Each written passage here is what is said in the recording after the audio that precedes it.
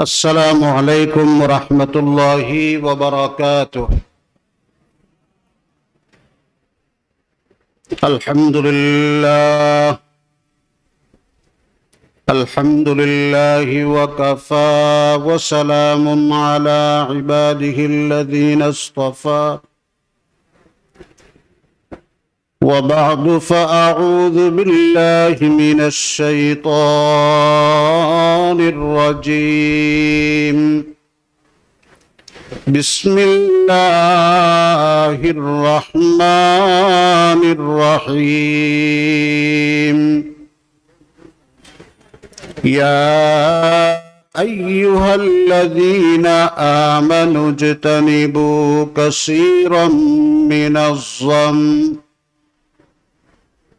إن بعض الظن إثم ولا تجسسوا ولا يغتب بعضكم بعضا أيحب أحدكم أن يأكل لحم أخيه ميتا فكرهتموه واتقوا الله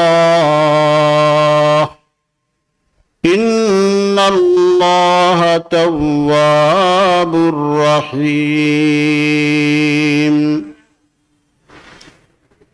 وعن أنس رضي الله تعالى عنه قال: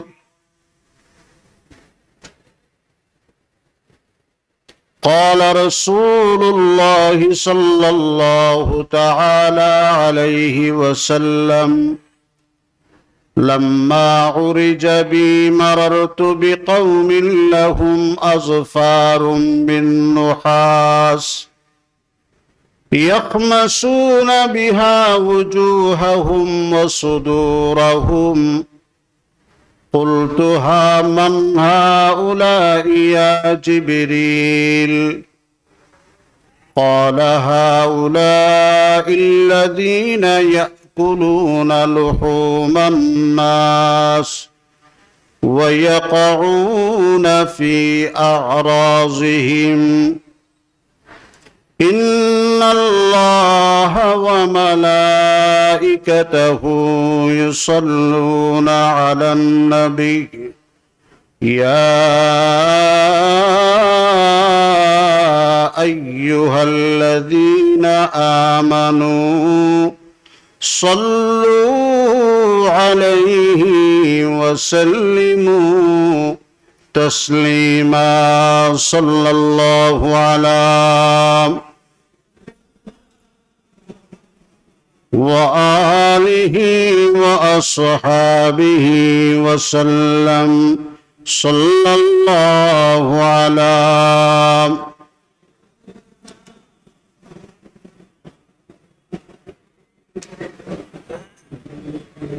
بلغ العلا بكماله كشف الدجى بجماله حسنت جميع خصاله صلوا عليه وآله بلغ العلا.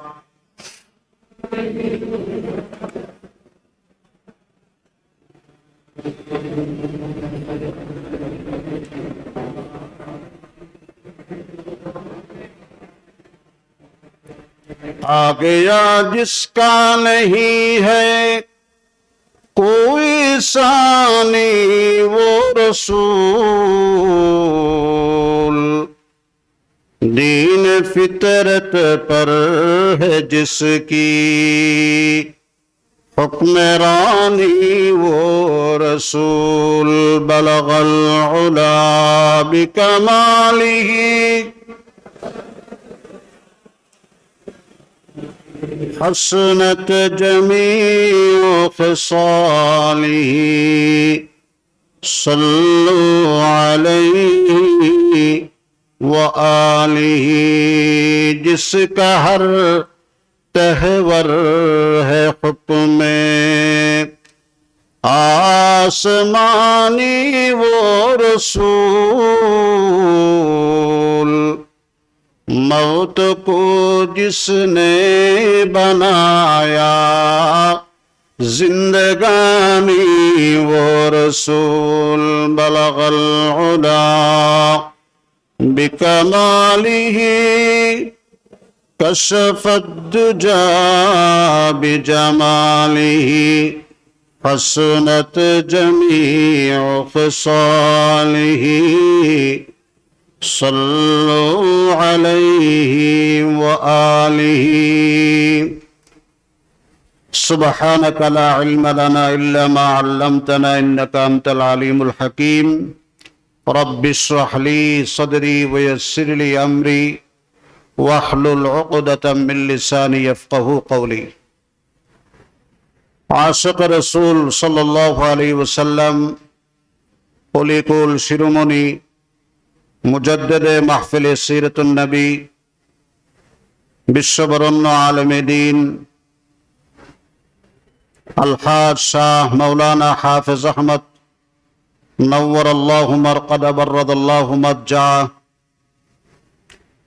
শাহ সাহেব কেবলা চুনৌতি কর্তৃক প্রবর্তিত 54তম 19 দিনব্যাপী আন্তর্জাতিক মাহফিলে সিরাতুন নবী সাল্লাল্লাহু আলাইহি ওয়াসাল্লাম মাহফিলের আজ চতুর্থ দিবস, রোজ বুধবার, সমাপনী অধিবেশনের মোহতারাম শ্রদ্ধাভাজন সভাপতি,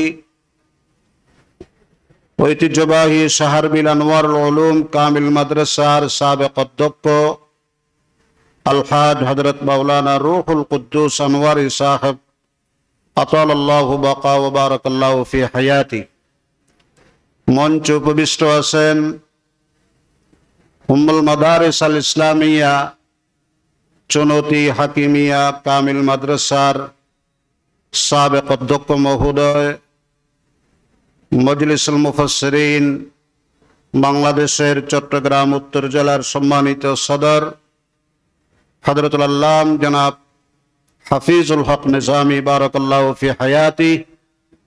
উপস্থিত এই বিশাল আন্তর্জাতিক মাহফিলে সিরাতুন নবী সাল্লাল্লাহু আলাইহি ওয়াসাল্লামের সম্মানিত সুযোগ্য পরিচালক, উম্মুল মাদারিস চুনৌতি হাকিমিয়া কামিল মাদ্রাসার সুযোগ্য সুদক্ষ প্রিন্সিপাল মহোদয়, প্রখ্যাত আলেমে দ্বীন আল্লামা শাহ হযরত আলহাজ ফারুক হুসাইন দামাত বারাকাতুহুমুল আলিয়া। উপস্থিত রয়েছেন চুনৌতি হাকিমিয়া কামিল মাদ্রাসার সিনিয়র উস্তাদ, বরেণ্য আলেমে দ্বীন, প্রখ্যাত মুফাসসিরে কুরআন হযরতুল আল্লাম জনাব মাওলানা জিয়াউল করিম সাহেব দামাত বারাকাতুহুম, ফাতেমা বতুল আলিম মাদ্রাসার সুযোগ্য উস্তাদ হযরতুল আল্লাম জনাব মাওলানা হেলাল উদ্দিন সাহেব বারাকাল্লাহু ফি হায়াতি। আমার সাথে আসা মারকাজুদ দাওয়া ওয়াল ইরশাদ খানাকায়ে শাইখুল ইসলাম এর সম্মানিত সুযোগ্য শিক্ষা পরিচালক হযরত মাওলানা বশিরুল্লাহ সাহেব বারাকাল্লাহু ফি হায়াতি। মঞ্চ উপবিষ্ট হযরত শাহ সাহেব কেবলা পরিবারের সম্মানিত সদস্যবৃন্দ, মুহিব্বিন হযরত উলামায়ে কেরাম, মুরব্বিয়ানে আযম, বেরাদরান ইসলাম, আশিক রাসূল বৃন্দ, পর্দার অন্তরালে অবস্থানরতা আমার শ্রদ্ধেয় সম্মানিতা মা ও বোনেরা, মহান আল্লাহ সুবহানাহু ওয়া তাআলার শাহী দরবারে লাখো কোটি শুকর, যিনি আপনাদের সামনে আমার মতো অদম ও যোগ্য নগণ্য গোলাম প্রতিবারের মতো এবারও আল্লাহ পাকের রহমত আপনাদের দোয়া নেওয়ার সুযোগ লাভ করতে পেরেছি। এই মকবুল আন্তর্জাতিক মাহফিলে সিরাতুন নবী অংশগ্রহণ করতে পেরেছি। আপনারাও যথাসময়ে রসুল পাকের মোহাব্বত বুক ভরা, অন্তর ভরা, দিল ভরা আল্লাহর রসুলের মোহাব্বত নিয়ে এখানে আগমন করেছেন। এই জন্য আমরা সকলে মালিকের দরবারে শুকরিয়া জানাই। সবাই বলুন আলহামদুলিল্লাহ। সর্বযুগের সর্বকালের সর্বশ্রেষ্ঠ রসূল সৈয়দুল আউয়ালিন ওয়াল আখিরিন রাহমাতাল লিল আলামিন ইমামুন নবিয়্যিন শফিউল মুজনিবিন আকায়ে নামদার তাজদার মদিনা হাবিবে কিবরিয়া আশরাফুল আম্বিয়া ইমামুল মুত্তাকিন রাসূল রাব্বিল আলামিন শাফিঈ মাহশর সাকি কৌসর মদিনা কা তাজদার হযরত সৈয়দনা মুহাম্মদ মুস্তাফা সাল্লাল্লাহু তাআলা আলাইহি ওয়া আলিহি ওয়াসাল্লামের খিদমতে লাখো করোড়ো হাদে সালাতু সালাম পেশ করছি। মুহতারাম হাজরিন, আমার নির্ধারিত আলোচ্য বিষয় আপনারা ইতিমধ্যে সম্মানিত মহোদয়ের জবান থেকে আপনারা শুনেছেন। গীবত, চরিত্র হনন, কুৎসারটনা ও অন্যের দোষ খোঁজা ইসলামের সম্পূর্ণ নিষিদ্ধ, এ বিষয়ে প্রামাণ্য আলোচনা। আমি সূরাতুল হুজুরাত থেকে 12 নম্বর আয়াত তেলাওয়াত করেছি। কোন প্রকার ভূমিকা ছাড়া আমি আপনাদের খিদমতে আলোচ্য বিষয়ের উপর আলোচনা আরম্ভ করছি। ওমা তৌফিক ইল্লা বিল্লাহ আলাইহি তাওয়াক্কালতু ওয়া ইলাইহি উনীব। আল্লাহ পাক ইরশাদ করছেন, ইয়া আইয়ুহাল্লাযীনা আমানু, হে ঈমানদারেরা, হে বিশ্বাসীরা, যারা আমার উপর ঈমান এনেছ, ইজতানিবু কাসীরাম মিনাজ যন, তোমরা ধারণা, যে সমস্ত ধারণা সাধারণত নিছক ধারণাই হয়ে থাকে, তার কোনো সুনির্দিষ্ট ভিত্তি থাকে না, এই ধরনের অধিকাংশ ধারণা থেকে তোমরা বিরত থাকো। কারণ নিশ্চিতভাবে অনেক ধারণা মানুষকে পাপের দিকে নিয়ে যায়, ধারণাটাই পাপ। মুহাদ্দিসিনে কেরাম, মুফাসসিরিনে আযম এই আয়াতের মাতাহাতে বিভিন্ন হাদিস এবং তাফসীরের উদ্ধৃতি দিয়েছেন। আমি যে হাদিসটা খুতবায়ে মাসনুনে তেলাওয়াত করেছি সাইয়্যিদুনা আনাস রাদিয়াল্লাহু তাআলা আনহু থেকে বর্ণিত। এখানে ইজতানিবু কাসীরাম মিনাজ যন, মুফাসসিরিনে কেরাম বলেন, মুমিনদের ব্যাপারে তোমরা নিছক খামাকা ধারণা করতে যাইও না। ওয়াযালিকা আন তাযুন্নু বিহিম সুআন, ধারণা বলতে সুধারণা নয়, খারাপ ধারণা, কুধারণা। ফাইন্না যন্না গায়রু মুহিক্কিন, কারণ অনেক সময় ধারণা এগুলো অসত্য হতে পারে। ওয়ালা তাজাসসু আই লা ইয়াতাতাব্বা বাযুকুম আওরাতা বাযিন, একে অপরের ছিদ্রান্বেষণ, দোষ তালাশ করার পিছনে পড়িও না, তার গোপন রহস্যকে উদ্ঘাটন করতে যাইও না। লা ইয়াবহাসু আন সারাইরি ইয়াবতাগি বিযালিকা যুহুর আলা আইবি বা আলা উয়ুবি, যেগুলোর দ্বারা সমাজে তাকে হেয় প্রতিপন্ন করা হয়, তার সম্মানের উপরে আঘাত দেওয়া হয়, এই ধরনের গোপন ব্যাপারে কারো পিছনে পড়িও না। মুহতারাম হাজরিন, এই আয়াতটা নাজিল হয়েছে রাসূল পাক সাল্লাল্লাহু আলাইহি ওয়াসাল্লামের দুইজন সাহাবী যারা ছিলেন ধনী, তাদের খিদমতের জন্য আল্লাহ রাসূল একজন গরীব সাহাবীকে নিযুক্ত করলেন, যাতে ওই ধনী সাহাবী ওনারা দুইজনের খিদমত যথাযথভাবে আঞ্জাম দিতে পারে এবং বিনিময়ে গরীব সাহাবীও কিছু আর্থিকভাবে উপকৃত হয়। এক পর্যায়ে হযরত সালমান ফারসি রাদিয়াল্লাহু তাআলা আনহুকে দুইজন ধনী সাহাবীর খাদিম হিসাবে নিয়োগ দিলেন বিশ্বনবী সরকারে দো আলম সাল্লাল্লাহু আলাইহি ওয়াসাল্লাম। খাওয়ার টাইম আসলে খাদেম চোখ লেগে আসলো, উনি ঘুমিয়ে গেলেন। ওয়ালাম ইউহাইয়ি লাহুমা শাইআন, ওই দুই সাহাবীর জন্য নাস্তা খাবার কোনো কিছুই রেডি করেন নাই। ঘুমাইছে, আচ্ছা তারা আরামের ঘুম ঘুমাইছে। ঘুম থেকে ওঠার পর ওনারা দুইজন বললেন, হাতুত তাআম, নাস্তা হাজির করো। দেখা গেল কোনো নাস্তাও নাই, খাবারও নাই, কিচ্ছু নাই। ফাকালা লাহু, ওই দুইজন হযরত সালমানকে বললেন, ইনতালিক ফাতলুব লানা মিনান নবী সাল্লাল্লাহু আলাইহি ওয়াসাল্লাম, যাও বিশ্বনবীর কাছ থেকে আমাদের জন্য কিছু খাবার নিয়ে আসো। ফাযাহাবা, তিনি গেলেন, নবীজি সাল্লাল্লাহু আলাইহি ওয়াসাল্লামকে পুরা ঘটনা বললেন যে হুজুর, নাস্তা রেডি করার সময় আমার ঘুম এসে গেছে, আমি খাবার নাস্তা কিছুই রেডি করতে পারি নাই, এখন তারা আপনার কাছে আমাকে নাস্তার জন্য পাঠাইছে। নবীজি বললেন, ইযহাব ইলা উসামা ইবনে যায়েদ, আমার পালক পুত্র উসামার কাছে যাও। তিনি বিশ্বনবী সাল্লাল্লাহু আলাইহি ওয়াসাল্লামের খাজান ছিলেন এবং কিচেনের দায়িত্বে ছিলেন। ফাযাহাবা ইলাইহি, হযরত উসামা ইবনে যায়েদের কাছে গেলেন। তিনি উত্তর দিলেন, মা ইনদি শাইউন, আমার কাছে এই মুহূর্তে খাবারও নেই, নাস্তাও নেই, কিছুই নেই। ফারাজা, হযরত সালমান ফেরত এসে আল্লাহ রাসূলকে বললেন, হুজুর গিয়েছিলাম, উসামা না উত্তর দিয়েছে, কিছু নেই। তখন বিশ্বনবী সাল্লাল্লাহু আলাইহি ওয়াসাল্লাম বললেন, ঠিক আছে, ওনাদের কাছে যাও, আমি ব্যবস্থা করছি। ওই দুইজনের কাছে গেলে ওনারা বলেন, কাদ কানা ইনদাহু ওয়ালাকিন্নাহু বাখিলা, উসামা ইবনে যায়েদের কাছে পর্যাপ্ত পরিমাণের খাবার আছে, কিন্তু তিনি কৃপণ মানুষ, আমাদেরকে দেয় নাই।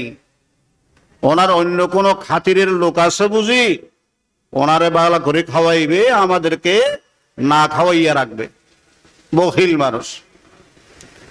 বলেন, এটা একটু আরেকজনের দুশ্চর্চা হয়েছে কি হয় নাই?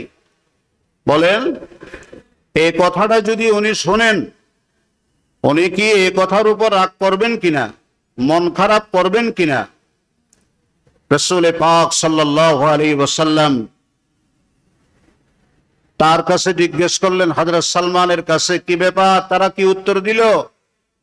তো হুজুর, আমি বলার পরে তারা বলছে, উসামার কাছে অনেক খাবার আছে, কিন্তু কৃপণতার বশবর্তী হয়ে সে আমাদেরকে খাবার দেয় নাই। আল্লাহ রাসূল সাল্লাল্লাহু আলাইহি ওয়াসাল্লাম তাদেরকে ডাকলেন, ডেকে বললেন যে নাস্তা করছো? তো না হুজুর, নাস্তা করি নাই। তো তোমাদের নাস্তা করার দরকার নেই, তোমরা অনেক নাস্তা করেছো সকাল থেকে, আর কেন নাস্তার দরকার হবে? ইনারা বুঝতে পারলেন ঘটনা কিন্তু মারাত্মক। হাউ মাউ করে আল্লাহ রসুলের কাছে বললেন যে, হুজুর, আমরা ক্ষমা চাই। ক্ষমা চাইলে হবে না, তোমরা এতক্ষণ পর্যন্ত তোমাদের ভাইয়ের কাঁচা গোশত খেয়েছ, তোমাদের দাঁতের ফাঁকের মধ্যে কাঁচা গোশত লেগে আছে, আমি দেখতেছি। এখন বের করলে তোমাদের দাঁতের ফাঁক থেকে কাঁচা কাঁচা অনেক গোশত বের হবে। অর্থাৎ তোমরা একজন মুমিন মুসলমান ভাই নিরপরাধ, তার গীবত করেছ, তার দুশ্চর্চা করেছ, এটা কাঁচা গোশত খাওয়ার মতো, মরা ভাইয়ের গোশত খাওয়ার মতো। তো অনেক লম্বা কথা। ইনারা বললেন, উদুল্লাহ লানা ইয়াগফিরা, আল্লাহর কাছে দোয়া করেন, আল্লাহ যেন আমাদের এই জঘন্য অপরাধ ক্ষমা করে দেয়। নবীজি বললেন, আমি দোয়া করলে হবে না, তোমরা তার কাছ থেকে ক্ষমা চাও। হকুল ইবাদ নষ্ট করেছো, বান্দার হক নষ্ট করেছো। চোর চুরি করে আল্লাহর কাছে ক্ষমা চাইলে ক্ষমা পায়, ডাকাত ডাকাতি করে আল্লাহর কাছে মাপ চাইলে মাপ পায়, কারণ এটা আল্লাহর হক নষ্ট করছে। কিন্তু যার গীবত করেছো, এই গীবত এটা হকুল ইবাদ, 16 আনা মাপ হবে না আল্লাহর কাছে মাপ চাইলে। যতক্ষণ ওই বান্দার কাছে মাপ না চাওয়া হয়। আল্লাহ পাক যদি মাফ করেন তাহলে অবশ্যই মাপ পেয়ে যাবে। মুহতারাম হাজিরিন, বর্তমান পৃথিবীতে সবচেয়ে জঘন্যতর, মারাত্মক, ভয়ঙ্কর পাপের নাম হলো গীবতের গুনাহ। ঠিক কিনা? আওয়াজ দিয়ে বলেন। সাইজে ছোট কিন্তু বিপদে আপদে অনেক বড়। জিরমুহু সগীর জুরমুহু কবির।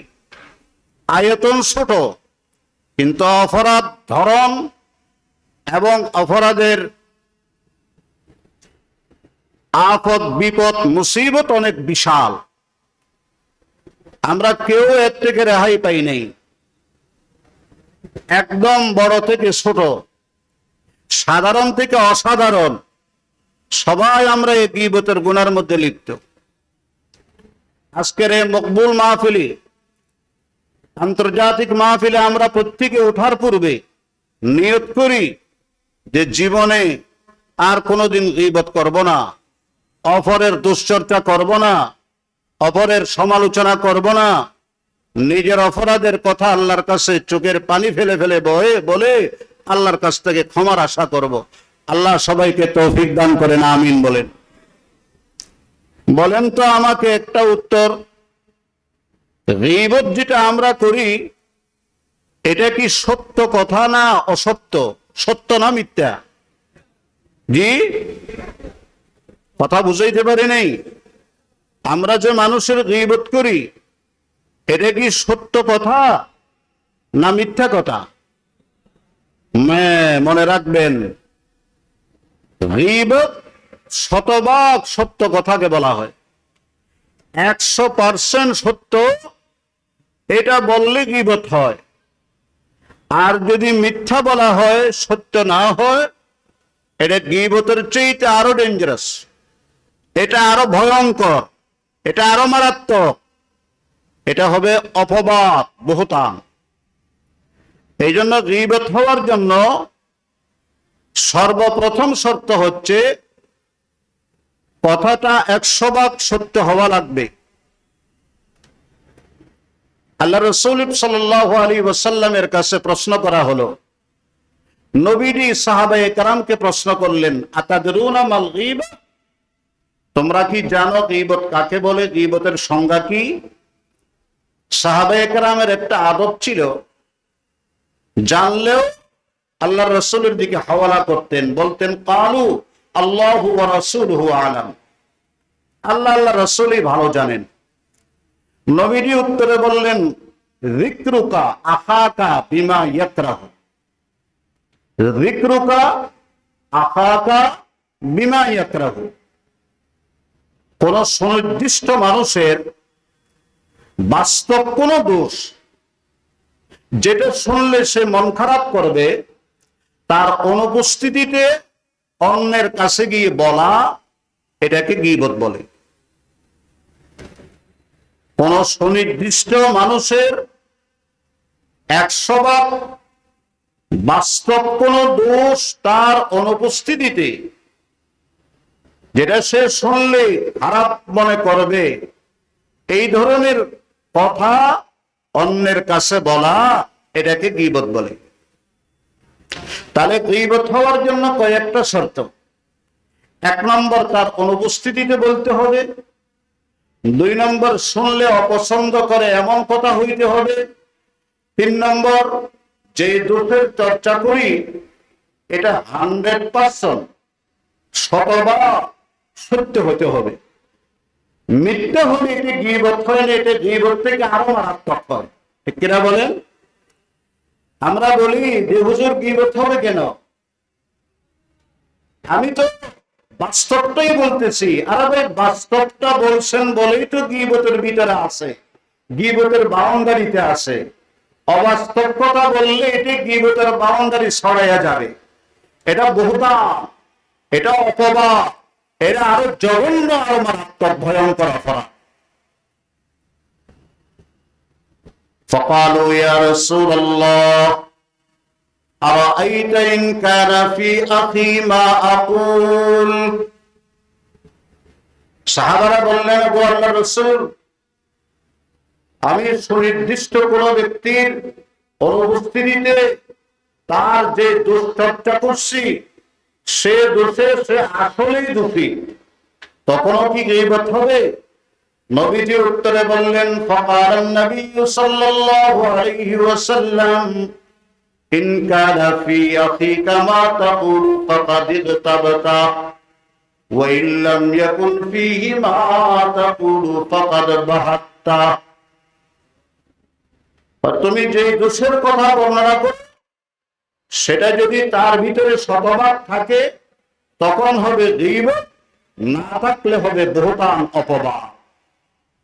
জনতের ময়দানের আশিকে রাসূলুল্লাহ, কোন ব্যক্তি শরাব পান করছে, শুয়োরের গোশত খাইছে, জঘন্য অপরাধ জিনা করেছে, বলেন এগুলো সগীরা গুনাহ না কবিরা গুনাহ? বলেন। আমরা সবাই জানি শুয়োরের গোশত খাওয়া কবিরা গুনাহ, হারাম।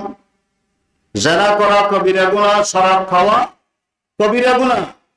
গীবত এরকম কবিরা গুনাহ, তবে ওগুলোর চাইতে একটু বেশি। কম না বেশি? একটু আওয়াজ দিবেন। শরাবের চাইতে জঘন্য,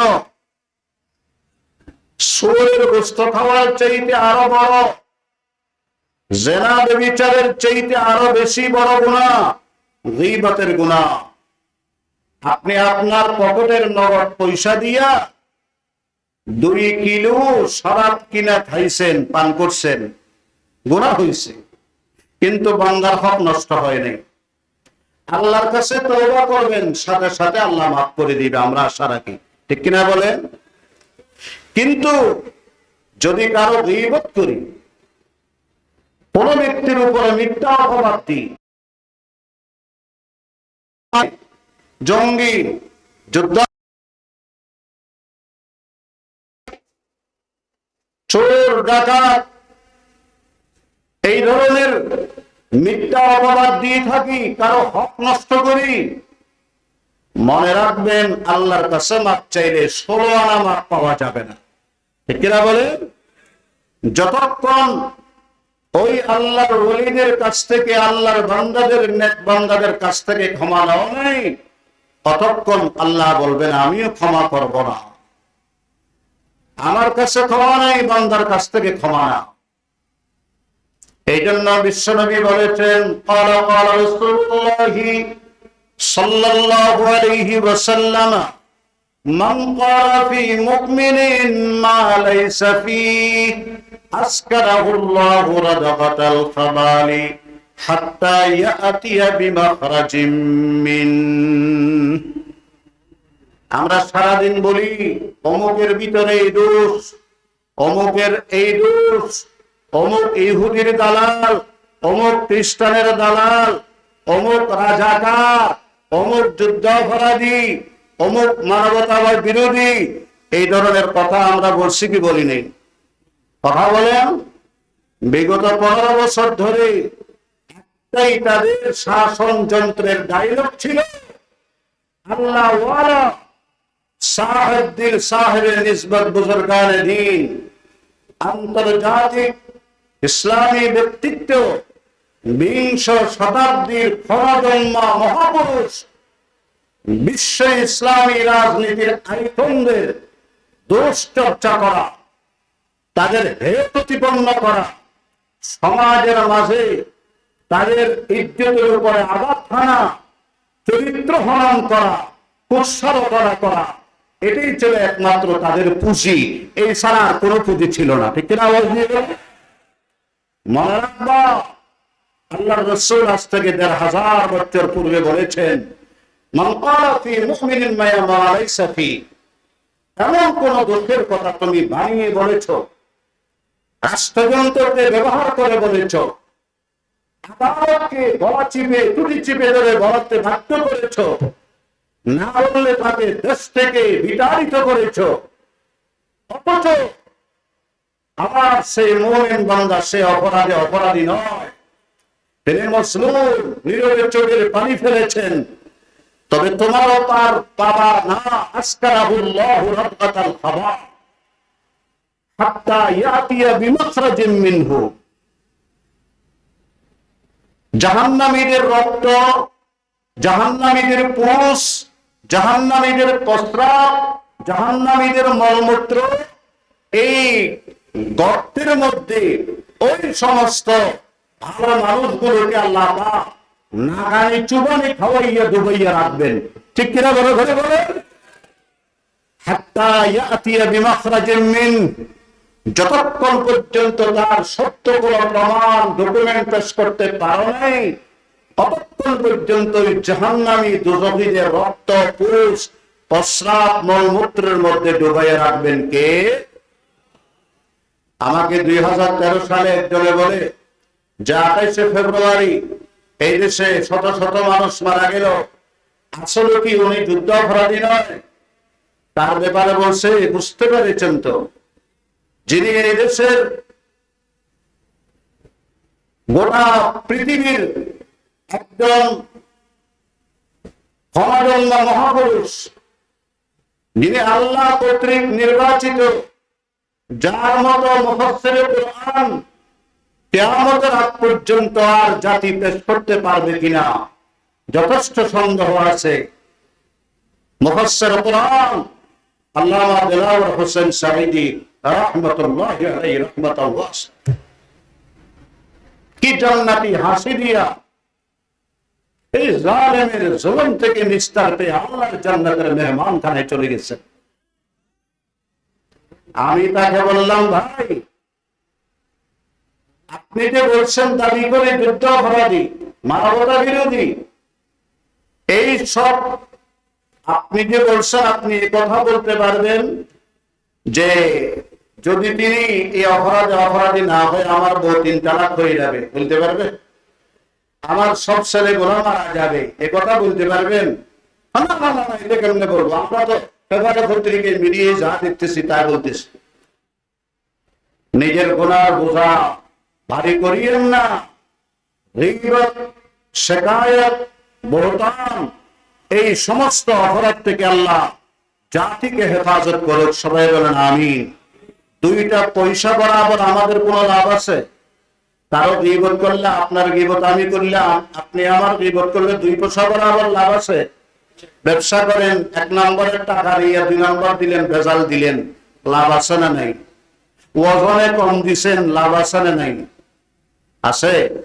10 টাকা লাভ করলেন, লাভ আছে তো? বিবিগল বাচ্চা নিয়ে কয়েক বেলা বিরিয়ানি খাওয়া যাবে তো? ভালো খাওয়া যাবে। 10 টাকা লাভ হয়েছে, 100 টাকা লাভ হয়েছে, ওজনে কম দিচ্ছেন, ভেজাল দিচ্ছেন। কিন্তু গীবত করলে এরকম বিরিয়ানি টিরানি খাওয়া যায় করে, আরে ফান্তা বাদে তো খাওয়া যেত না। এই জন্য আসুন, এই সিরাতের মাহফিল অত্যন্ত গুরুত্বপূর্ণ একটি বিষয়। গীবত, চরিত্র হনন, কুৎসারোচনা, অন্যের দোষ খোঁজা, একদল আরেক দলের বিরুদ্ধে, এক ইমানদার আরেক ইমানদারের বিরুদ্ধে, এক ইসলামী দল আরেকটা ইসলামী দলের বিরুদ্ধে আমরা এখন যা বলা বলি শুরু করছি, 95% এগুলো হচ্ছে অসত্য, মিথ্যা আশ্রয় নিচ্ছি। ঠিক কিনা বড় করে বলেন? আল্লাহ পাক বলেন, ইয়া আইয়ুহাল্লাযীনা আমানু ইজতানিবু কাসীরাম মিনাজ-যন, ঈমানদারেরা অধিকাংশ সন্দেহ বর্জন করো। ক্বালান নবী সাল্লাল্লাহু আলাইহি ওয়াসাল্লাম, ইয়াকুম ওয়াজ-যন ফাইন্নাজ-যন্না আকযাবুল হাদীস। ধারণা থেকে বাঁচো, কারণ ধারণা এগুলো অধিকাংশ মিথ্যা হয়, ফসল বিবাদ মিথ্যা হয়, ভিত্তিহীন। আল্লাহ পাকের পর বলেন, ওয়ালা তাজাসসু, আরেকজনের দোষ তালাশ করিও না। ওয়ালা ইয়াগতাব বা'দুকুম বা'দা, একে অপরের গীবত করিও না। কারণ অপরের দোষ তালাশ করা, দোষ বর্ণনা করা, কারো গীবত করা, এটা কেমন? আল্লাহ পাক নিজেই বলছেন, আইয়ুহিব্বু আহাদুকুম আন ইয়াকুলা লাহমা আখিহি মাইতান ফাকারিহতুমুহ। আপন ভাই মারা গেছে, এক তো মানুষ আর এক তো আমার ভাই। আল্লাহ পাক বলছেন তোমার ভাইকে দিবে কেমনে করো? এই ভাই যদি কখনো মারা যায় তখন কি তুমি তার বস্তুগুলো খাইতে পারবে? কথা বলেন। 100 টাকা গোস্তের কেজি, বাইরে থেকে গরু গোস্ত না কিনা মরা ভাইটারা আস্তা ফ্রিজের মধ্যে রাইখা ওখান থেকে সময় সবাই কাইটা কাইটা টুকরা টুকরা রান্না করে খাবো। কেউ খাবে? ঘৃণা করবে? আল্লাহ পাক বলেন আইয়ুহিব্বু আহাদুকুম আইয়াকুলা লাহমা আখিহি মাইতান। একজন মানুষ, তার মধ্যে আবার তোমার দ্বীনি ভাই, সে মারা গেছে, তার লাশগুলোকে কাইটা কাইটা টুকরা টুকরা করে খাইতে কি কেউ পছন্দ করে? সবাই তো ঘৃণা করো। ফাতারিতুমু, একথা তো বলা না 1.5 মণ গোস্ত 1 কেজি 800 টাকা হলে 1 টাকা এমনি ফেলে দেবে? কোনো রেখে দি, এটাকে এটা খাবো, কবরে গেলে তো পোকায় খাবে, এখানে তো আমি খাইতে পারবো। কেউ খায়? বলেন না কেউ খায়? আল্লাহ পাক ডাক দিয়ে বলেন ফাকারিহতুমু, সবাই ঘৃণা করে। কেমনে খাবে? এইরকম যদি দুশ্চর্যা কুৎসারটনা আল্লাহ ওয়ালাদের চরিত্র হনন করা তোমার ভিতরে ঘৃণা লাগে, তাহলে তুমি চুনতির ময়দানের মানুষ মনে করো তুমি কামেল ইমানদার হয়ে গেছো, আল্লাহর ওলি হয়ে গেছো। সুবহানাল্লাহ বলে। আল্লাহ পাক এইরকম গীবত চরিত্র হনন কুৎসারটনা আমাদের অন্তরে ঘৃণার বস্তু বানিয়ে দেখ। সবাই বলেন আমিন। রাসূল পাক সাল্লাল্লাহু আলাইহি ওয়াসাল্লাম বসাছিলেন, পাশে উম্মাহাতুল মুমিনিন হযরত আয়েশা রাদিয়াল্লাহু তাআলা তিনিও ছিলেন। আল্লাহ রাসূলের বিবিদের মধ্যে হযরত সাফিয়া, তিনি সাইজে একটু খাটো, তিনি আসলেন কোন প্রয়োজনে, ব্যক্তিগত প্রয়োজনে নবীজির সাথে একান্ত কথা বলে তিনি চলে গেলেন। হযরত আয়েশা রাদিয়াল্লাহু তাআলা আনহা সাধারণত সতীনদের মধ্যে একটু রিসারিসি আছে না? এটা তো ন্যাচারাল। হ্যাঁ, তো সফিয়া একটু টানি কাসীরাতান, একটু সাইজে খাটো বাটি। তা এখন এটারে কিভাবে বলবে? হযরত আয়েশা বললেন ফাকাল হাসবুকা মিন সফিয়াতা কাযা ওয়া কাযা। তখন আল্লাহ রাসূল সফিয়া বাবার কত বড়, তার দুশ্চর্চার জন্য তো তার বউয়ের সাইজটাই যথেষ্ট, অর্থাৎ তিনি তো স্বাভাবিকের চাইতে খাটো। মেয়ে মানুষ খাটো হলে ভালো দেখা যায় না, অর্থাৎ তার মধ্যে একটা জেনারেল দোষ আছে, এটা প্রমাণ করলেন হযরত মা আয়েশা রাদিয়াল্লাহু আনহা। রাসূল পাক সাল্লাল্লাহু আলাইহি ওয়াসাল্লাম সাথে সাথে বললেন ফাকালা ইয়া আয়েশা লাকাদ কুনতি কালিমাতান লাউ মুজিদাত বিমাইল বাহরি লামাসাজাতহু। আয়েশা রে, সফিয়ার ব্যাপারে তুমি এমন একটা কথা, এমন একটা উক্তি মুখ থেকে বের করেছো, তোমার এই কালেমা, এই কথাটা যদি আটলান্টিক সাগরের পানির সাথে মিশ্রণ করা যায়, তোমার এই কথার পাপ, এই কথার অপরাধ, এই কথার নোংরামি, এই বাক্যের দুর্গন্ধে তোমার তো সাগরের পানি সবগুলো নাপাক হয়ে যাবে, দুর্গন্ধ হয়ে যাবে। আওয়াজ দিয়ে বলেন না নাউযুবিল্লাহ। আমরা দিনে রাতে এই ধরনের কত হাজার হাজার মানুষের দুশ্চর্চা করছি, মানুষের চরিত্র হনন করছি। বিশেষ করে আমার মায়েরা যারা আছেন, এই চুনতির জমিনের মায়েরা অনেক ধন্যবাদ। তারপরে দিনের খাতিরে বলছি, গীবত, চুগলখড়ি এগুলো পুরুষদের চাইতে মা বোনদের মধ্যে এগুলোর প্রবণতা একটু বেশি, শিকায়তের প্রবণতা একটু বেশি। অন্যের উপরে জাজমেন্ট পাস করা, কমেন্ট করা, মন্তব্য করা, এগুলো মায়েদের মধ্যে একটু বেশি দেখা যায়। ইবাদতও কিন্তু মাশাআল্লাহ কম করেন, অনেক করে।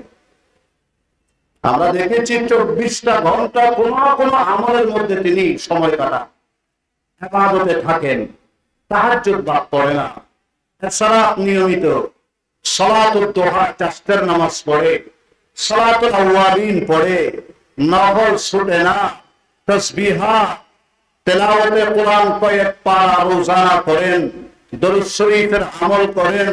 কিন্তু যখন এই সব আমল থেকে ফারেক হয়, তখন সোফা সেটে বসে বসে গীবত শুরু করে দিই। তার অর্থ আমার ভাইয়েরা, আমার বোনেরা, একটা ব্ল্যাকবোর্ডের মধ্যে আপনি খুব সুন্দর হস্তলিপি করলেন, হাতে লিখলেন, লেখা শেষ, সবগুলোর উপরে পানি ঢাইলা মুহূর্তের মধ্যে সবগুলাকে মুছে দিলেন। ঠিক কিনা বলেন? সারাদিনের ইবাদত, রিয়াজত, মুজাহাদা, ইশরাক, তাহাজ্জুদ, সালাতুল চাশ, আওয়াবিন, নওয়াফিল, তাসবিহ, তিলাওয়াত, জিকির, আজকার, মুরাকাবা, সবগুলোকে ওই 2-4 কালমা গীবত দিয়ে নষ্ট করে দেওয়া হয়। সাধারণত যারা গীবত করে তারা গুজব ছড়ায় বেশি। আমার কথা আপনারা বুঝতে পারতেছেন?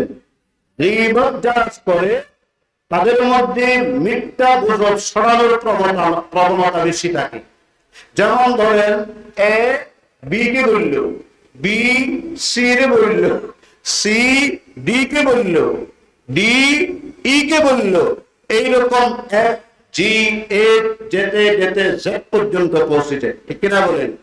এরকম বি রে বলে ওই বলাটা 1 সেন্টিমিটার থাকে, বি যখন সি রে বলে আর একটু লম্বা করে, এটার মোটামুটি কথা বলেন এই 1 মিটার পর্যন্ত বাড়ায়, তারপরে আরেক ইঞ্চি বাড়ায়, এইরকম 2 ইঞ্চি 3 ইঞ্চি যেতে যেতে জেড পর্যন্ত যখন যায় তখন এটা 10 হাত লম্বা হয়ে যায়।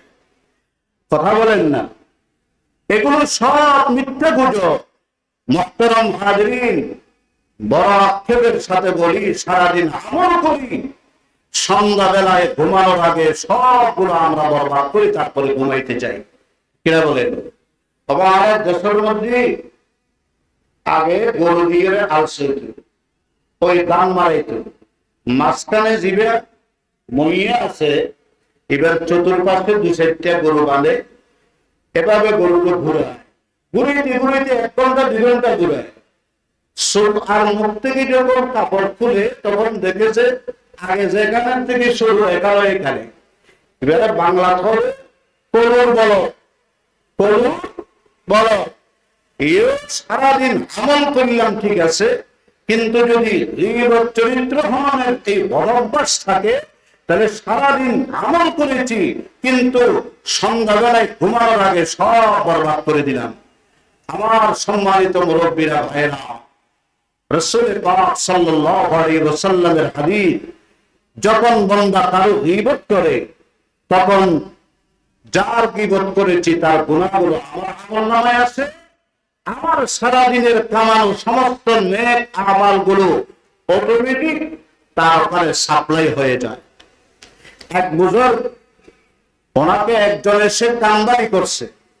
আমাদের বড়দেরকে অনেকে কানবাড়ি করে, কানবাড়ি করছে যে আপনার বিরুদ্ধে অমুক এইরকম বলতেছে, তমুক এইরকম মন্তব্য করতেছে, আপনার দুশ্চর্চা করে। তো বুজুর্গ এদিক এদিক ফাটাইয়া কিছু পাই নাই, দেখেছে একটা মিষ্টির পোটলা আছে, বরফ, ফুলকলি, হ্যাঁ, ফাস্ট ফুড, এরকম কি ভালো মিষ্টির পোটলা আস্তে করে দিয়া ওনার কাছে পাঠাই দিছে।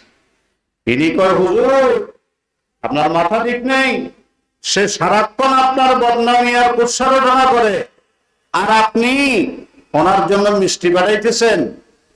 আল্লাহর ওলি বললেন যে ভাই, আমি তার কাছে রিকোয়েস্ট করি নাই, তাকে অনুরোধ করি নাই নেকি দেওয়ার জন্য।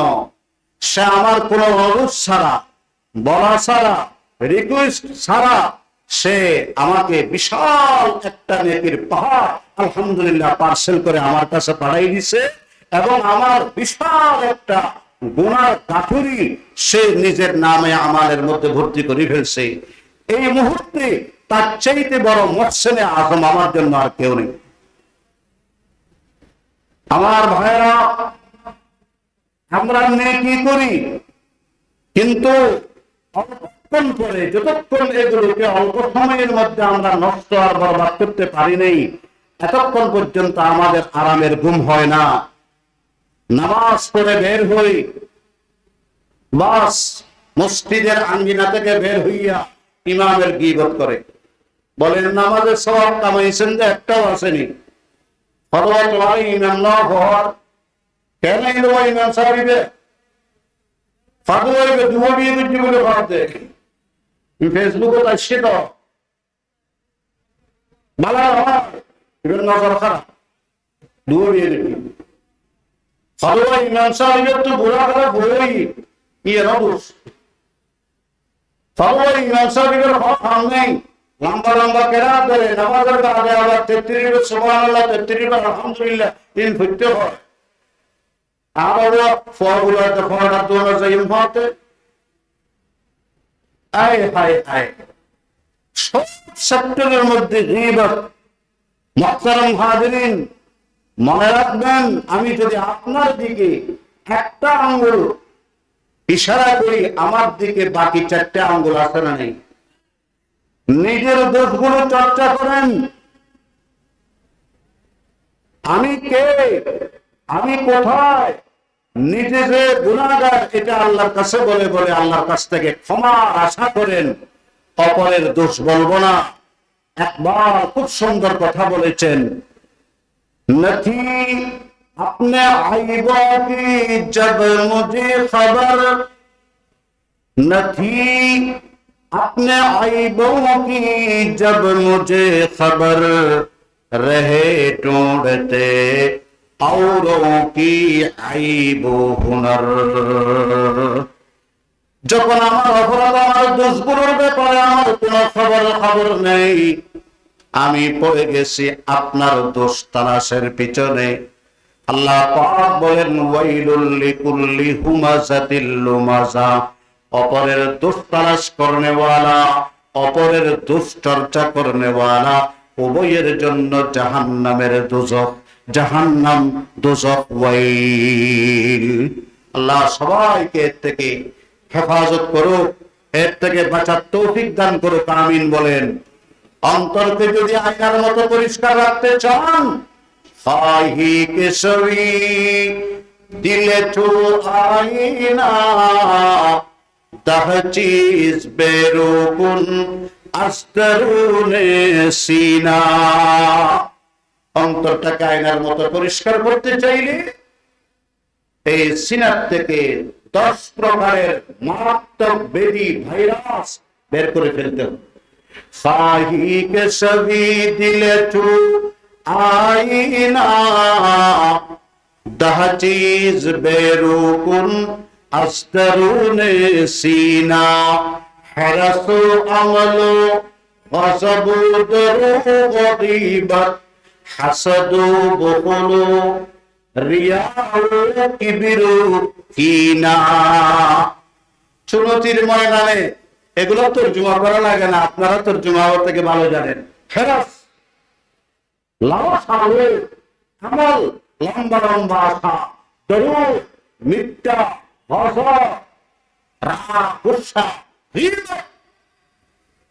সমালোচনা দুশ্চর্চা।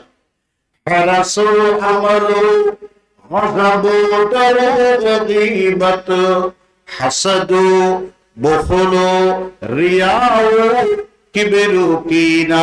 হাসাদ, বুখল কৃপণতা, রিয়া লৌকিকতা, কিবর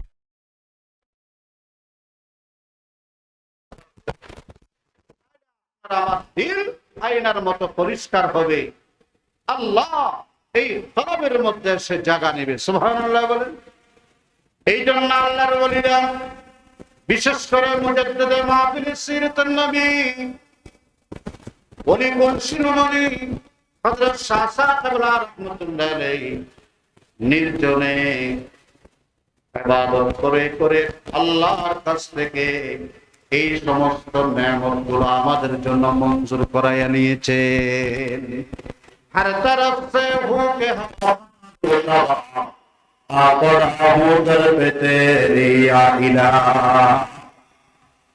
জগতের কাছে বড় কেন হয়েছেন? যেহেতু আল্লাহর কাছে নিজেকে অপরাধী হিসাবে পেশ করতে পেরেছেন। हर तरफ से भूखे दर पे तेरी या इलाह। गरच मैं बदकार ना लायक हो ऐसा है जहां। गरच मैं बदकार ना लायक हूँ ऐसा है जहां। पर तेरे दर छोड़कर अब तू बता जाओ कहाँ। अल्लाह আমি বক্তার, আমি অযোগ্য, তুমি শাহে জাহান। আল্লাহ তোমার দুয়ার ছেড়ে আমি কোথায় যাব? আরেকজন দোষের কথা বলবো না, নিজেকে বক্তার, নিজেকে অযোগ্য বলে আল্লাহর কাছে বলবো। জুরম হিসিয়া সে হুয়া হু फरमा लुत्फ फरमा या गफूर या करीम। अरे बारिशिया से इलाही लड़खड़ाते हैं कदम। हसर के दिल लाज रख लेना मेरी ऐसी करम।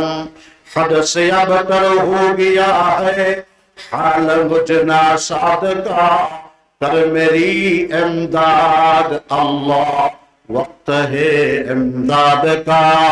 कर मेरी इमदाद अल्लाह वक्त है इमदाद का। সম্মানিত হাজিরিন, এবার আমি খাওয়াসুন নাস, আমরা যারা বিশেষ অসাধারণ প্রতিভাবান আছি, আমাদের জন্য কিছু কথা বলি, মন খারাপ করবেন না।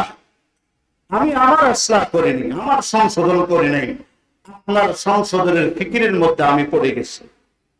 আমার কিছু অনুরাগী অনুসারী ছাত্র ভক্তবৃন্দ আছে, এদেরকে নিয়ে আমি যখনই বসি তখন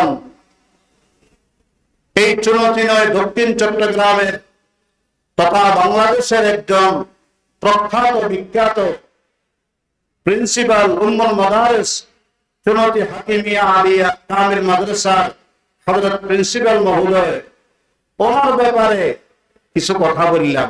আমি বলতেছি, কি বলি? বলি যে হুজুর তো আলহামদুলিল্লাহ চতুর্দিকে ভালো আছে, কিন্তু এটা আছে, তার মানে আমি যে হুজুরের থেকে একটু ভালো হয়ে গেছি, আমার পজিশন এখন একটু উপরে উপরে চলতেছে, এটা দেখাইবার জন্য আরেকজন আল্লাহু আকবার বড় মাপের নির্দোষ মানুষের দুশ্চর্চা করা, এটা এখন আমাদের একটা ফ্যাশন হয়ে গেছে। ঠিক কিনা? আওয়াজ দিয়ে বলেন, আরেকটু বড় করে বলেন না, ঠিক কিনা? এটা বাস্তব না অবাস্তব? সারাক্ষণ আমি তার আইব, তার গীবত করলাম, অন্তরকে সান্ত্বনা দেওয়ার জন্য বললাম আল্লাহ ওনার উপর রহম করুক, এই দোষটা ওনার ভিতরে আছে, দেখি দিলটা বড় খারাপ লাগে। আমি গীবতের উপরে বলতেছি না, আমি ওনার খুব হিতাকাঙ্ক্ষী, এই জন্য বলতেছি। তার মানে হলো মাথা থেকে পাও পর্যন্ত ওনার গোস্তগুলো আমি সিঁড়ি ফিরে সরকার করলাম, আর সবার সামনে ওনাকে অপদস্থ অপমানিত করলাম। একটা শব্দ দিয়া আমার বরত্ব আমি জাহের করলাম, এর চাইতে মারাত্মক গীবত পৃথিবীতে আর হতে পারে না। ঠিক কিনা? আওয়াজ দিয়ে বলেন। এগুলো এখন আমাদের সমাজে চলতেছে। ইমাম গজালি রহমতুল্লাহ আলাইহি বলেন, আরে মিয়া, তোমার সারা শরীরের মধ্যে বিষাক্ত সাপ পেশি আছে, তুমি আরেকজনের শরীরে মাছি পড়ছে, এটা নিয়ে তার উপরে দোষ চর্চা করতেছ, লজ্জা লাগে না তোমার? তোমার শরীর বিষাক্ত সাপ চতুর্দিকে পেঁচাইয়া আছে, এইদিকে তোমার নজর নেই, আরেকজনের শরীরের উপরে মাছি পড়ছে, এটা নিয়ে তোমার এত মাথা ব্যথা কেন? তোমার চোখের সারা চোখের মধ্যে ময়লা কেতুরে ভরা, আরেকজনের চোখের মধ্যে একটা রায়দানা বরাবর বাড়ি করছে, এটা নিয়ে তোমার এত মাথা ব্যথা কেন? ঠিক কিনা? বলা করে বলেন। মুহতারাম হাজিরিন,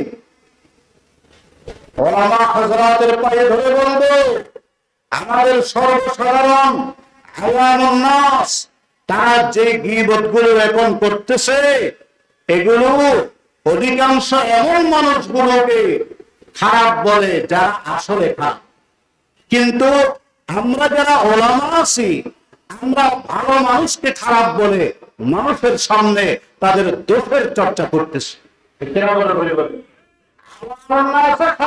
খারাপ গীবত করে দেয়, আমি মনে হিসাবে ভালো মানুষের খারাপ হই, ভালো মানুষের ইজ্জত নষ্ট করি, সমাজের মধ্যে প্রতিবন্ধ করে দিই। আমার চাইতে বড় আল্লাহু আকবার অপরাধী কে আছে?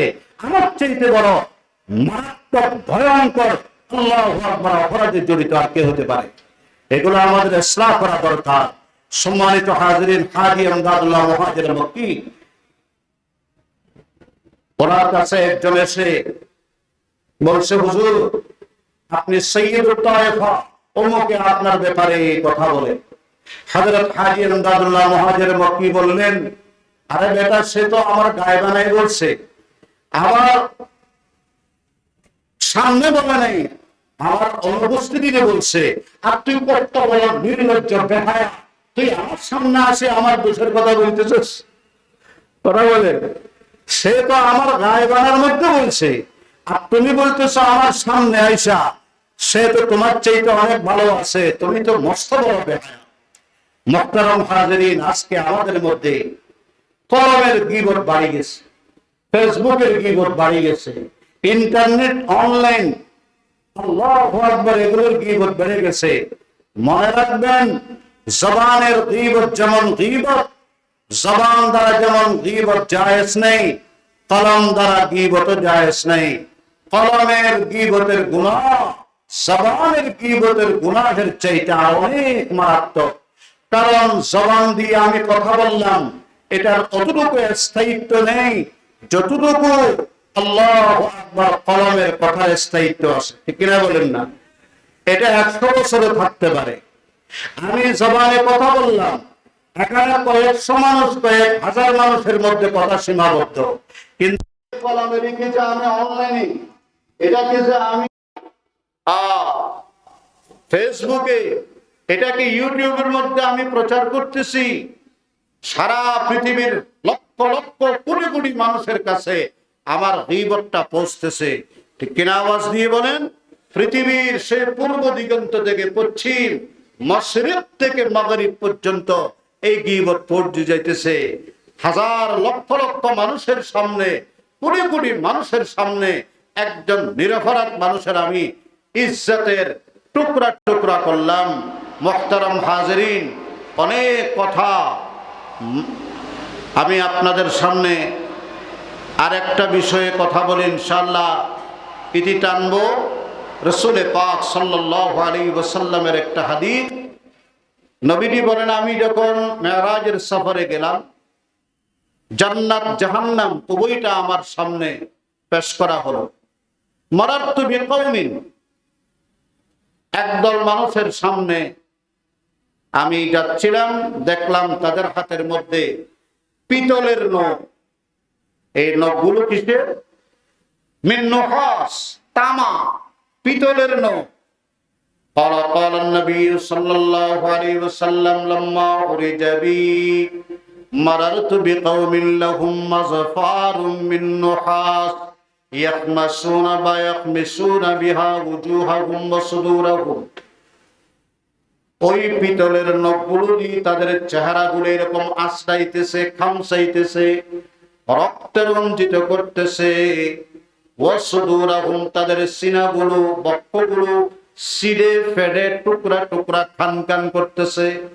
কুলতু মান হাউলা ইয়া জিবরিল, ও ভাই জিবরিল, এরা কারা? জিবরিল উত্তর দিলেন, হুমুল্লাযীনা ইয়াকুলুনা লুহুমান নাস ওয়া ইয়াতাউনা ফি আ'রাযিহিম। এরা মরাবাইয়ের গোশত খায়, মানুষের চরিত্র হনন করে, ইজ্জতের উপরে আঘাত দেয়। তো পারিবারিক ভাবে আমার মায়েদেরকে বলবো, হযরত হাকিমুল উম্মত আশরাফ আলী থানভী রাহমাতুল্লাহ আলাইহি বলছেন, মেয়েদের সামনে যদি কারো একটু প্রশংসা করে, সে একটা না একটা ওখানে দুর্নাম ঢুকাই দিবে। তারা এক সাটিয়া চেটিয়া ঢালাও ভাবে কারো প্রশংসা মেনে নিতে পারে না, বরদাস্ত করতে পারে না।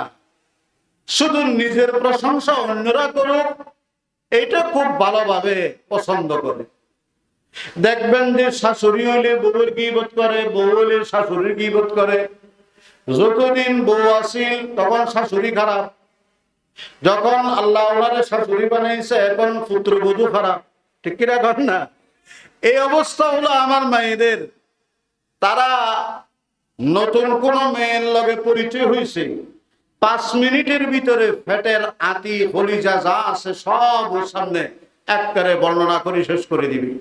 ঘরের যা আছে বেডরুম থেকে নিয়ে পাকঘর পর্যন্ত, উঠান থেকে নিয়ে 3 তলা 4 তলা পর্যন্ত সব কিছুর ডিটেলস ওই অপরিচিত মেয়ের সামনে বলে দিবি। শুধু কি তাই, স্বামী যদি একটু পানের থেকে চুন খসে, ফানতুন যদি একখানা চুন খসে, যদি 19 থেকে 20 হয়, আল্লাহ রাসূল বলেন, বুখারী মুসলিমের মিশকাত শরীফে আছে কিতাবুল ঈমান, লাউ আহসানতা ইহদাকুন্না তাহারা, সারা জিন্দেগি ভর 70-80 বছর নিজে না খাই খাওয়াইছে, তার সুখের জন্য সারা জিন্দেগি ভর দুঃখ কষ্ট মেহনত কুরবানি বরদাস্ত করেছ, তার আরামের জন্য নিজের সব কিছু বিসর্জন দিয়েছ। সুম্মারা আপনি সাইয়ান, এক ঈদত সারি আনি নদন, এক ঈদত সারি আনি নদন কেনাগরিয়ের সানত্য সুন্দরী গিয়ে 69 বিষয়ী ফগদে মার আই তো খাইরাম বিনকা কত ও দুর্গুত্যা করার দুর্গুত্যা এই জীবনের তুতুলার ফল বালাই নাও দেখি। নাউজুবিল্লাহ বলেন। ফলে কে তোমার দিনে জুতা আনি দিয়ে দিল, ফলে কি জুতা আনিয়ে দে প্লাস্টিক দিনই, ফলে তোমার এতটার দিনাশ্রণী দিলাম দে, ফলে সার ভাঙাই আল্লাহ কি করা দে, তুই তোর ঘর আল্লাহ করা হতে না। এগুলো আল্লাহ রাসূল সাল্লাল্লাহু আলাইহি ওয়াসাল্লাম বলেছেন। মুহতারাম হাজিরিন, এই জন্য আসুন আমরা মা বোনেরা সবাই গীবত থেকে বাঁচি। ফরওয়া তাহাজ্জুদের নামাজ পড়ো না, আয় তাহাজ্জুদের নামাজ আল্লাহ পড়ায় অরো বললি ওনার বিবি, তাহলে একটা সুন্দর পরিবেশ বা আয় ভরিন না বাড়ি অনে বললি আল্লাহ রসিদে আরাম আপ করিনি। আসলে নেই খাস করে বউ পড়ে তোমার বোনের খরচ না ফলে দিকে চাই না বলো আর খালি সাগাতে তাহাজ্জুদের লোক দেখতে রবে। হ্যাঁ, তোমার বোনের খরচ না করে দে ইনার খবর আছে নি? আয় হায় হায় হায়। মুহতারাম হাজিরিন, এই কথাগুলো এই জন্য বললাম, বিশ্বনবীর দরবারে 2 জন রোজাদার মহিলা, তাদের ব্যাপারে আল্লাহর রাসূলের কাছে সংবাদ আসলো। ওগো আল্লাহর পেয়ারা হাবিব, মদিনার 2 মহিলা রোজা রেখেছে, বসে বসে গীবত করেছে। এখন তো তারা মৃত্যু প্রায় অবস্থা হয়ে গেছে, তারা কি রোজা ভাঙতে পারবে? জান বের হয়ে যাওয়ার উপক্রম। আল্লাহ রাসূল সাল্লাল্লাহু আলাইহি ওয়াসাল্লাম বললেন, তাদের রোজা ভাঙার দরকার কি? তারা তো সেই সকাল থেকে রোজা ভেঙেই আছে, তারা তো ভেঙেই আছে, ভাঙার ভিতরেই আছে তারা। আবার নতুন সূত্রে ভাঙার কি দরকার? কেমনে? আল্লাহ রাসূলের মুআজিজা, নিয়ে আসো 2 জনকে, কুলি করাও। কুলি করাইছে, দেখছে 2 জনের মুখ থেকে গোশতের কাঁচা টুকরা টপ টপ করে পড়তেছে। নাউজুবিল্লাহ বলেন। হাদা সিদকু কাউলিল্লাহ আইয়ুহিব্বু আহাদুকুম আন ইয়াকুলা লাহমা আখিহি মাইতান ফাকারিহতুমু। মুহতারাম হাজিরিন, রিবঈ ইবনে হারাস আহাদুম মিন আজিল্লাহি তাবিঈন, চলতি মাদ্রাসার কামিলের ছাত্র ভাইরা এখানে অনেক আছেন। আলহামদুলিল্লাহ, এবছর এই চলতি কামিল মাদ্রাসার ছাত্র ভাইরা খুব সুন্দর সুশৃঙ্খল ভাবে এই বিশাল দায়িত্ব আঞ্জাম দিচ্ছেন। দিবেন না কেন? ওনারা যেই আদর্শবান চরিত্রবান মুহাদ্দিসিনের আল্লাহু আকবার সোহবত পেয়েছেন, দরস পেয়েছেন, যেই আলমের সাগর বাহরুলদের কাছে শিক্ষিত আর দীক্ষিত হয়েছেন, তারাই তো এই দেশের এই জাতির ভবিষ্যৎ নেতৃত্ব দান করবেন ইনশাআল্লাহ। আওয়াজ দিয়ে বলেন ইনশাআল্লাহ। আমার চলতির হযরত মুহাদ্দিস সাহেব হুজুর, হযরত আউয়াল সাহেব হুজুর, বর্তমান শেখুল হাদিস আল্লাহ উসওয়ায়ে রাসূল আল্লামা হযরত শাহ আলম সাহেব হুজুর, আল্লাহ হযরত সায়া আমাদের উপর দীর্ঘায়ু করেন। উসওয়ায়ে হাসানা, লাকাদ কানা লাকুম ফি রাসূলিল্লাহি উসওয়াতুন হাসানা। আমি তো উসওয়ায়ে হাসানার দৃষ্টান্ত হযরত মুহাদ্দিস সাহেব হুজুরকে দিই। হযরত আব্দুল হাই নিজামী সাহেব হুজুর এই বাইতুল্লাহর মধ্যে আলহামদুলিল্লাহ যেই এই বিভিন্ন সরফ নাহুর উপরে, তারপরে তাফসীরে কোরআনের উপরে যে বিশেষ কোর্সগুলো চলমান, আল্লাহ পাক হযরতের এই মেহনত, এই কুরবানি আল্লাহ কিয়ামত পর্যন্ত কবুল ও মঞ্জুর করুক, আমিন বলেন। হযরত শাহ সাহেব তাআলার রূহানি তাওয়াজ্জুহাত দ্বারা আল্লাহ সবাইকে মালামাল করুক, আমিন বলেন। তো বলছিলাম রিবিউ ইবনে হারাস আহাদুম মিনাত তাবিঈন, অনেক বড় তাবিঈন। তাবিঈন বলে যারা সচক্ষে রাসূলের সাহাবীদেরকে দেখছেন ইনাদেরকে বলে তাবিঈ। সাঈদ ইবনুল মুসাইয়িব তাবিঈ, হযরত হাসান বসরি তাবিঈ, হযরত মাকহুল তাবিঈ, হযরত কাতাদা তাবিঈ, হযরত উওয়াইস করনী তাবিঈ, কাজী শুরাইহ তাবিঈ, হযরত রাইসুল মুআব্বিরিন আল্লামা ইবনে সিরিন রাহমাতুল্লাহ আলাইহি তাবিঈ, হযরত মুহাম্মদ ইবনে আব্দুল্লাহ ইবনে উবাইদুল্লাহ ইবনে শিহাব আজ-যুহরি তাবিঈ, আতা ইবনে আবি রাবাহ তাবিঈ, সুলাইমান আ'মাশ তাবিঈ। এইরকম একজন রিবি ইবনে হারাস তাবিঈ ছিলেন। এক মজলিসে গেলেন, ওখানে আগে থেকে গীবত চলতেছিল, উনি উঠে চলে গেছেন। কিছুক্ষণ পরে মনে করলেন গীবত শেষ, এখন আমি যাই, আমার জরুরি কাজ আছে। আইসা দেখে আবারও গীবত চলতেছে, এখনো শেষ হয় নাই। তিনি একটু বিরক্ত হয়ে যাবেন, ওই দুইজন বলছে আপনি প্রথমবারও গেলেন, এবারও গেলেন, যাচ্ছেন, ব্যাপারটা কি?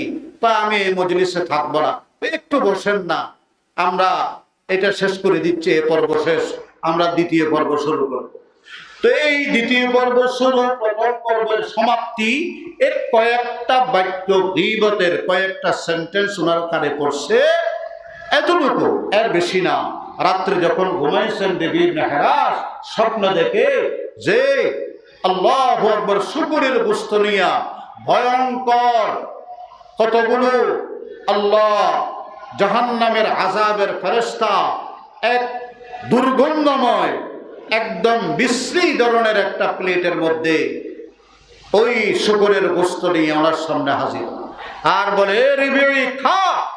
উনি বলেন আমি খাইতে পারবো না, আমি একজন সাহাবীর সোহবত ইয়াফতা একজন প্রখ্যাত তাবিঈ, আমি হাজার লক্ষ হাদিস রওয়ায়াত করেছি, আমি কোরআনে কারীমের অনেক ব্যাখ্যা বিশ্লেষণ তাফসীর করি, আমি এই শুকরের গোশত এই জলজাতে হারাম খাইতে পারবো না। কয় না, খা খা খা। কয় না, আমি খাইতে পারবো না। কেটা দিনে খাইছো না? তার অর্থ এই গীবত না করলো, গীবতের মজলিসের মধ্যে যদি ওগুলা শুনে গীবত করার সমান অপরাধী হয়। আল্লাহ সবাইকে এই গীবত বলা থেকে, গীবত শোনা থেকে, গীবতের মজলিসে বসা থেকে আল্লাহ সবাইর হেফাজত করুক, আমিন বলেন। আরো আওয়াজ দিয়ে বলেন আমিন, আরো বড় করে বলেন আমিন। উলামায়ে কেরামের সবচেয়ে মারাত্মক ধরনের চরিত্র হনন চলতেছে বর্তমানে। এই বিগত 15 বছর আপনারা দেখেছেন, কিছু হলেই বাস আলেম, জঙ্গি, এই তকমা লাগাই দিত উলামায়ে কেরামের পিছনে। নাটকের মধ্যে সবচেয়ে খারাপ লোককে, যার মাথায় টুপি আছে, যার মুখে দাঁড়িয়ে আছে, ঠিক কিনা বলেন না? এগুলা বাস্তব না অবাস্তব? আপনি সিনেমাতে দেখবেন সবচেয়ে খারাপ চরিত্রের যে মানুষটা, সেই মানুষটা একজন দাড়িওয়ালা, একজন টুপিওয়ালাকে সাজানো হয়েছে। দিনদার বললেই জঙ্গি। এই বিশ্বব্যাপী আল্লাহু আকবার বিলিয়ন ট্রিলিয়ন তাদের বিভিন্ন প্রজেক্ট আছে, এগুলোর মধ্যে জঙ্গি কারা? যাদের ইসলামী পোশাক, যাদের মাথায় টুপি, সুন্নতি দাড়ি, এক কথায় হাম আহবি करते हैं तू जाते हैं बदनाम, हम आह भी करते हैं तू जाती है बदनाम, वो कत्ल भी करते हैं तू चर्चा भी न होता। আমরা একটু বড় নিঃশ্বাস ফেললে এটা বদনাম হয়। আর ইংলিশ মিডিয়ামে পড়া নিজের মা বাবার টুকরা টুকরা করি বস্তাবন্দি করে ফেলি দিল, ওরা সাধু থাকে। ঠিক কিনা বড় করি বলেন? এই বৈষম্য দূর করতে হবে। আলেম দেখলেই জঙ্গি, আলেম দেখলেই আল্লাহু আকবার, মানবতা অপরাধী, যুদ্ধাপরাধী, এই নষ্ট দুষ্ট পবিত্র শব্দ কিয়ামত পর্যন্ত বন্ধ করতে হবে ছাত্র সমাজ, আলেম ওলামা, তৌহিদ জনতা, ইসলামী রাজনৈতিক দল। পারবেন তো ইনশাআল্লাহ? পারবেন তো ইনশাআল্লাহ? মুহতারাম হাজরিন, মুহতারাম হাজরিন, আরেকটি কথা বলবো, আখেরি কথা। সারা পৃথিবীর খ্রিস্টান মিশনারিদের টার্গেট হলো মুসলমানদেরকে সমাজ বিচ্ছিন্ন করা। ঠিক কিনা বলেন? আমাদের মধ্যে সমাজ বিচ্ছিন্ন করা। এই মসজিদে যাইও না, এই মসজিদের ইমাম ভালো না, এই মসজিদে যাইও না, এই মসজিদের খতিব ভালো না, এই মসজিদে গেলে নামাজ হবে না, এই মৌলবীর পিছনে নামাজ হবে না, এই দলের কথা শোনা যাবে না, এই জামাতে থাকা যাবে না, এরা হেফাজত, এরা জামাত, এরকম বলো। ঠিক কিনা বলেন? এগুলো সব এই জালেম ইহুদি খ্রিস্টানদের মিশনারিদের টার্গেট। সম্মানিত হাজরিন, এই বর্বর মানবতা বিরোধী ধর্মান্ধ এই সমস্ত কথা এই মানিকেরা কত বলছি, এই কলা পাতার উপর শুইতেছে মানিকেরা কত বলছে না, জাফর ইকবিল্লে তারা কত বলছে না। আল্লাহ এদের মুখ সিলাই করে দিছে। আয় হায় হায় হায়। মুহতারাম হাজরিন, এই সমাজ বিচ্ছিন্ন করতে পারলে তারা ইহুদি বানাইতো খুব সহজ, মনে করে খ্রিস্টান বানানো সহজ, কাদিয়ানি বানানো সহজ। এই জন্য মনে রাখতে হবে আখেরি পয়গাম ইয়াদুল্লাহি আলাল জামাআহ, জামাআত মুসলিমিন, জামাআত ইসলামিয়িন, ইনাদের উপরে আল্লাহর কুদরতের হাত। ঠিক কিনা বলেন?